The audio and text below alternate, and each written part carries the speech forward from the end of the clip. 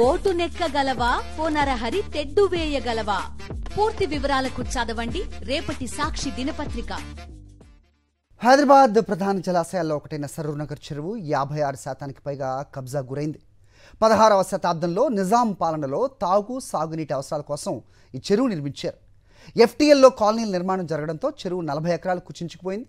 రంగారెడ్డి, హైదరాబాద్ జిల్లాల పరిధిలో ఉండటం వల్ల భారీగా కబ్జాలకు గురైంది.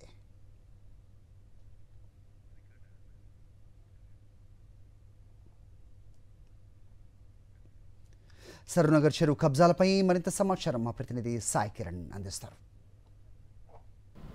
తెలంగాణలో ముఖ్యంగా హైదరాబాద్లో చెరువులే ఇప్పుడు ప్రస్తుతం మెయిన్ టాపిక్గా మారింది. చెరువులు కబ్జాలు చేశారు. సో ఈ ఎంక్రోచ్మెంట్స్ అన్నింటినీ కూడా తొలగించి చెరువులను పరిరక్షించడానికి తెలంగాణ ప్రభుత్వం ఒక హైడ్రా అనేటువంటి ఒక ఇన్స్టిట్యూషన్ ఏర్పాటు చేసింది. సో ప్రస్తుతం మనం సరూర్ నగర్ లేక్ వద్ద ఉన్నాం. సరూర్ నగర్ లేక్ పరిస్థితి చూస్తే దాదాపు 100 ఎకరాల పైగా ఉండేది గతంలో, అంటే 1979 లెక్కల ప్రకారం. సో 2023 లెక్కల ప్రకారం చూసుకుంటే పూర్తిగా ఇది 56% కుచించుకపోయి దాదాపు 40 ఎకరాల వరకు కుచించుకపోయింది అనేటువంటిది గవర్నమెంట్ లెక్కల ప్రకారం చెప్తున్నారు. మనం ఇక్కడ చాలా స్పష్టంగా చూడొచ్చు, గవర్నమెంట్ తీసినటువంటి లెక్కల ప్రకారం మీద చూస్తున్నదంతా కూడా ఇదంతా చెరువు భాగం. ఇది 1979లో ప్రభుత్వ లెక్కల ప్రకారం. సో ఇప్పుడు ప్రస్తుతం 2023లో చూస్తే ఇదైతే గ్రీన్ లైన్ కనిపిస్తుంది. గ్రీన్ లైన్ అంతా కూడా చెరువే, కానీ ఈ గ్రీన్ లైన్లో ఉన్నటువంటి ఈ మొత్తం కూడా నిర్మాణాలు వచ్చేసాయి. చెరువు కొంత పూర్తిగా ప్రతి సంవత్సరానికి కొంత కట్టడాలు వస్తూ కూడా చెరువు పూర్తిగా కుచించుకుపోయినటువంటి పరిస్థితి. సో గొలుసు కట్టు చెరువులన్నీ కూడా హైదరాబాద్లో మాయమైపోయి హైదరాబాద్ అనేటువంటిది ఒక కాంక్రీట్ జంగల్ లాగా మారింది అనేటువంటిది ప్రస్తుతం పర్యావరణవేత్తల నుంచి వస్తున్నటువంటి ఆరోపణ. సో ఇలా ఈ చెరువులన్నీ కుచించుకుపోవడం వల్ల భవిష్యత్తులో అనేక ప్రకృతి విపత్తులు ఇవన్నీ కూడా రావచ్చు అనేటువంటిది ఒక అంచనా. ఎందుకంటే మనం ఇప్పటికీ అనేక రాష్ట్రాల్లో కూడా చూసాం, చెన్నై కావచ్చు, అటు మొన్న వాయనాడ్లో కూడా పూర్తిగా ఎంత ప్రళయం వచ్చింది, ఎంత బీభత్సం వచ్చి అనేక ప్రాణాలు కూడా పోయినటువంటి పరిస్థితి. సో హైదరాబాద్ని మరికొన్ని సంవత్సరాలకు భవిష్యత్ తరాలకు అందించాలంటే చెరువులే ప్రధాన ఆధారం. చెరువులు అనేటివి ఉంటే గ్రౌండ్లో వాటర్ సోర్సెస్ ఇవన్నీ కూడా ఉంటాయి అనేటువంటిది పర్యావరణవేత్తలు చెప్తున్నారు. సో మరి ఈ చెరువులను కాపాడాలంటే ఇక్కడ ఉన్నటువంటి ఎంక్రోచ్మెంట్స్ అన్నింటినీ కూడా తొలగించాలి. ఇప్పటికే గవర్నమెంట్ 18 ప్లేసెస్లో దాదాపు 100కు పైగా కట్టడాలను కూల్చేశారు. మరి సరూర్ నగర్ ప్రాంతాన్ని కూడా గవర్నమెంట్ దృష్టిలో ఉంది. ఈ సరూర్ నగర్ లేక్ను కాపాడాలంటే ఇక్కడ ఎన్ని ఎంక్రోచ్మెంట్స్లో ఎన్ని కాలనీలు వెలిసాయి, ఎన్ని కాలనీలను కూలగొట్టాలి, మరి అవి కూలగొడితే మరి సాధారణ ప్రజలు, మధ్యతరగతి ప్రజలు అందరికీ ఎటువంటి నష్టం జరుగుతుందని మనతో మాట్లాడడానికి ఇక్కడ సరూర్ నగర్ స్థానికులంతా కూడా ఉన్నారు. మొదట వాళ్ళతో మాట్లాడదాం. సార్ చెప్పండి, మీరు ఏ సంవత్సరంలో ఈ చెరువును మొదట చూశారు? ఇప్పుడు చెరువు పరిస్థితి ఏంటి? నేను 65 నుంచి చూస్తున్నాను. ఇది 250 ఎకరాల చెరువు ఉంటుంది. దాంట్లో రికార్డులో, గవర్నమెంట్ రికార్డులో ఇలా 2 రకాలు ఉన్నాయి. రంగారెడ్డి జిల్లా, హైదరాబాద్ కలిసి డివైడ్ అయ్యే వల్ల నీది పర్మిషన్, ఆ పర్మిషన్ ఇచ్చారు మామూలుగా. అది ఇవ్వకుండా ఆఫీసర్ కరెక్ట్ ఇస్తే ఈ గొడవ ఉండదు. మీకు సరూర్ నగర్ చెరువులోకి మీద నుంచి ఎక్కడి నుంచి వాటర్ రావాలి? ఇప్పుడు ఆ పరిస్థితి ఉందా? మళ్ళీ ఇక్కడ చెరువు నిండితే సమీప కాలనీలు ఎవరిని కూడా మునుగుతున్నాయి.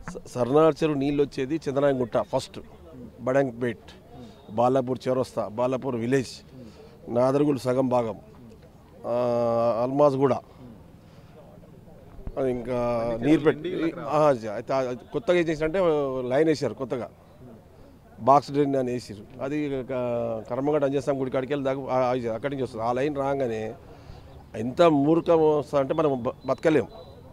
ఆ రోడ్డు పొంచి కాలు వేసారు, గంగటాయిస్ కాడ కలిసి అది ఒక్క గంట వర్షం పడ్డది అనుకో, డైరెక్ట్ నీర్పేట్, జిల్లాలు కూడా, అల్మాస్ కూడా చెరువులు ఆ నీళ్ళని డైరెక్ట్ లైన్ కలిపారు, నీళ్ళు పడుతున్నాయి. చెరువును పరిరక్షిస్తే మీకు ఎటువంటి ఉపయోగం?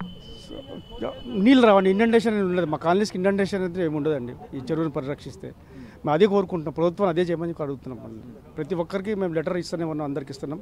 ఇప్పుడు జడ్సీ వరకు లెటర్ ఇచ్చాం మేము అందరికి. ఇక్కడ అంతా మిడిల్ క్లాస్ ఫ్యామిలీస్ ఎప్పుడో 80s, 70s కొన్న ఇల్లులు ఉన్నాయి, అంటే ప్లాట్లు ఉన్నాయి. లేటర్ స్టేజెస్లో వాళ్ళు కట్టుకున్నారు. ఇప్పుడు కూలగొట్టాల్సిన పరిస్థితి వస్తే పెద్ద పెద్ద వాళ్ళని కూలగొట్టండి, కానీ చిన్న వాళ్ళ మీద ప్రతాపం చూడొద్దని నేను కూడా గవర్నమెంట్ కోరుకుంటున్నా. ఎందుకంటే ఇవి ఈ రోజు వెలిసిన కట్టడాలు అయితే కాదు. గత 50 సంవత్సరాల నుంచి విచ్చలవిడిగా కబ్జాలు అవుతుంటే ఊరుకున్నది అధికారంలో ఉన్న నాయకులతో పాటు ఎంప్లాయీస్ కూడా. ఆ రోజు వాళ్ళు పట్టించుకోకుండా ఈ రోజు వచ్చి ఒక 30-40 సంవత్సరాల నుంచి పెళ్ళిళ్ళు అయిపోయి పిల్లలు ఉండి మొత్తం ఉన్న ఫ్యామిలీస్లలో వదిలేసి ఇల్లు కూలగొడతాము అని అంటే అది ఎంతవరకు న్యాయం? ఫస్ట్ ఆఫ్ ఆల్ ఆ యాక్షన్ మీద తీసుకోవాలి. హైడ్రా పేరు మీద మొన్న ఏదైతే ఎన్కన్వెన్షన్ కూలగొట్టారో, నాగార్జున పైన ఎలాగైతే కబ్జా చేశారని శిక్ష వేశారో, అలాగే పర్మిషన్ ఇచ్చిన వాళ్ళపైన కూడా శిక్ష వేయండి. సో దట్ కొత్తగా పర్మిషన్స్ ఇవ్వరు వాళ్ళు. ఇది సరూర్ నగర్ చెరువు గత 50 సంవత్సరాల నుంచి కొంచెం కబ్జా గురవుతూ ఉంది. అక్కడ వెంచర్ చేసిన వాళ్ళు డబ్బులు సంపాదించుకుని వెళ్ళిపోయారు. కొన్న వాళ్ళు ఎవరు? Poor middle class people. 150 yards 200 yards దాన్ని ఇప్పుడు డిస్టర్బ్ చేయలేము. ఇప్పుడు ఆల్రెడీ అన్న చెప్పినట్టు బండ ఏర్పడింది. అట్లీస్ట్ ఈ యొక్క 40 నుంచి 50 ఎకరాల చెరువునన్నా దీన్ని సుందరీకరణ చేసి కిందున్న ప్రాంతాన్ని సుభిక్షంగా ఉంచండి.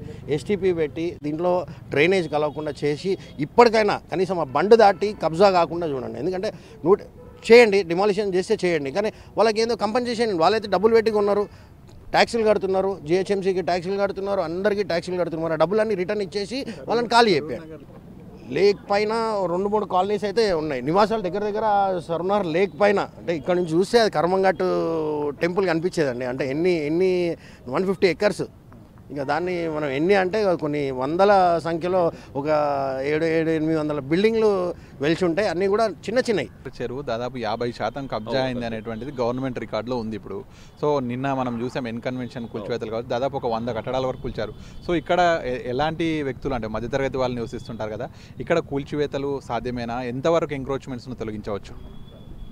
నా ఒపీనియన్ ఏంటంటే ఇప్పుడు ఆల్రెడీ కబ్జా అయిన కొల్లగొట్టకుండా ఉన్న చెరువుని ఏ విధంగా మనం క్యూర్ చేయడం కానీ, వాటర్ సోర్స్ డ్రైనేజ్ కలవకుండా చూసుకోవడం వల్ల కూడా కొంతవరకు, కానీ ఇప్పుడు ఆల్రెడీ కట్టడాలను కూలగొట్టడం అనేది అసాధ్యం. అది అందరికీ తెలుసు. దాన్ని ఏదో చేసి కొన్ని రోజులు, వారం రోజులు మీడియాలో వస్తున్న తర్వాత పట్టించుకోరు. ఇప్పుడు మీరైనా సరే ఇప్పుడు వచ్చారు ఈ సర్వనార్ చెరువు గురించి రెగ్యులర్గా పట్టించుకునే ఒక వ్యవస్థ తయారైతే అన్ని అంటే హైదరాబాద్లో కానీ తెలంగాణలో చెరువులకు సంబంధించి ఒక వ్యవస్థ ఏర్పాటు చేసి దాన్ని ఇప్పటి నుంచి అయినా కబ్జా కాకుండా చూస్తే బాగుంటుందని నా ఉద్దేశం.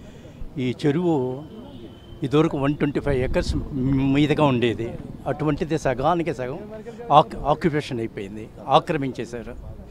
ఇప్పుడు రేవంత్ రెడ్డి గారు చేసింది మంచి కరెక్ట్ డిసిషన్, చెరువుల్ని కాపాడుకోవటం. కానీ ఆల్రెడీ ఇన్ని సంవత్సరాలుగా ఇక్కడ నివాసం ఉంటున్న, చెరువుని ఆక్రమించుకుని ఇల్లు కట్టుకుంటున్న వాళ్ళకి ఏదో విధంగా ఒక విధమైన కాంపన్సేషన్ ఇచ్చేసేసి ఈ చెరువుని మళ్ళీ ఒరిజినల్గా రెస్టోర్ కనుక చేస్తే చాలా బాగుంటుంది. ఏదైతే మొదటి ఇచ్చారో పర్మిషన్స్ ఏవి ఇచ్చారో వాటిని ఉపసంహరించుకోవాలి. రెండోది వీళ్ళకి ఆల్టర్నేటివ్ ఏమైనా చూపెట్టేసి డిస్మాంటిల్ చేశారు. లేకపోతే అందరూ చిన్న కుటుంబాలు అందరూ లోన్ తీసుకొని వాళ్ళకి పర్మిషన్ తీసుకొని వాళ్ళు కరెక్ట్ కరెంట్ ఛార్జెస్ కట్టుకుంటూ వాళ్ళు చేస్తున్న పరిస్థితి. అయితే సరూర్ నగర్ చెరువు కట్ట లేక్కి సంబంధించి మొత్తం చుట్టూ చూస్తే అనేక నిర్మాణాలు వెలిసాయి. అంటే దశాబ్దాల కొలది ఈ నిర్మాణాలన్నీ కూడా వచ్చేసాయి. సో గవర్నమెంట్ లెక్కల ప్రకారం 1979కి 2023కి చూసుకుంటే సరూర్ నగర్ చెరువు దాదాపు 56% ఎంక్రోచ్మెంట్స్ కంటే కబ్జాకు గురైంది. సో మరి ఇప్పుడు ఈ గవర్నమెంట్ తీసుకుంటున్నటువంటి నిర్ణయాలు ఏవైతే ఉందో ఎంక్రోచ్మెంట్స్ అన్నింటినీ కూడా తొలగించి ఈ మొత్తం చెరువుల పరిరక్షణ ధ్యేయంగా కూడా పనిచేస్తామంటుంది. మరి ప్రస్తుతం మనం చూస్తున్నటువంటి ఈ ఇండ్లన్నీ కూడా పేద మధ్యతరగతి కావచ్చు, బిలో మిడిల్ క్లాస్ అంటారు, అంటే డైలీ జాబ్కు వెళ్ళి లోన్స్ తీసుకొని ఈ భవనాలన్నిటికీ మంత్లీ లోన్లు కట్టుకుంటూ ఇవన్నీ కూడా నిర్మించుకున్నటువంటి కట్టడాలు. సో ఇవన్నీ ఎన్నో ఏళ్ళ కింది నుంచే ఇవన్నీ కూడా వెలిసాయి. సో ఇప్పుడు వీటన్నిటిని తొలగించాలంటే కూడా అసాధ్యం. వీళ్ళంతా కూడా రోడ్ల మీదకి వచ్చేస్తారనేది కూడా చెప్తున్నారు. లేకపోతే ఒకవేళ తొలగించినా వీరికి టీడీఆర్ అంటే కాంపెన్సేషన్ అనేటువంటిది ఇవ్వాల్సి ఉంటుంది అనేటువంటిది స్థానికులు చెప్తున్నారు. మరి గవర్నమెంట్ దీనిపైన ఏ విధంగా ముందుకెళ్తుందని కూడా చూడలేదు. ఎందుకంటే ముఖ్యంగా హైడ్రా అనేటువంటి ఇన్స్టిట్యూషన్ చేపట్టిన తర్వాత దాదాపు 56 లేక్స్కి సంబంధించినటువంటి ఎంక్రోచ్మెంట్స్ను ప్రభుత్వం గుర్తించింది. అందులో సరూర్ నగర్ అనేటువంటిది ప్రధానమైన లేక్. ఇప్పుడే కాదు, హైదరాబాద్కి ఉన్నటువంటి ప్రధాన 5 లేక్స్లలో సరూర్ నగర్ లేక్ ఒకటి.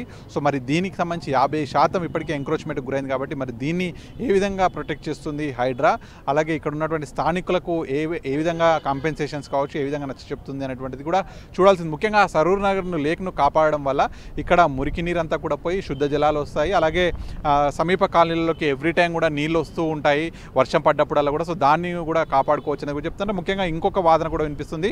ఇప్పటి వరకు ఉన్నటువంటి ఎంక్రోచ్మెంట్స్ ఒక పక్కన పెడితే ఇప్పుడు ఫ్యూచర్లో ఎంక్రోచ్మెంట్స్ జరగకుండా అలాగే ఈ సరూర్ నగర్లోకి కలుషిత నీరు రాకుండా కాపాడాలి ప్రస్తుతానికైతే అనేటువంటిది పర్యావరణవేత్తలు కోరుతున్నారు. వీడియో జర్నలిస్ట్ ముత్యంతో కలిసి సాగినట్టు సాక్షి సరూర్ నగర్ లేక్ నుంచి.